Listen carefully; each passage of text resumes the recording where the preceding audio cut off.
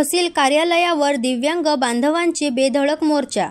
27 जानेवारी 2025 रोजी जळगाव जामोद संग्रामपूर तालुक्यातील प्रहार संघटनेच्या वतीने दिव्यांग बांधवांनी माननीय तहसीलदार यांना विविध मागण्याचे निवेदन दिले होते, परंतु माननीय महोदयांनी याची साधी दखल सुद्धा घेतली नाही। दिलेली निवेदनाला केराची टोपली दाखवली। याच्या प्राप्त म्हणून प्रहार संघटनेचे वतीने असंख्य दिव्यांग बांधव मिळून माननीय तहसीलदार यांच्या कार्यालयावर बेधडक मोर्चा काढून दिव्यांग बांधवांनी आपल्या मागण्या रेटून धरले असता माननीय तहसील कार्यालयामार्फत लेखी आश्वासनानंतर दिव्यांग बांधवांनी आपल्या मोर्चेची सांगता केली।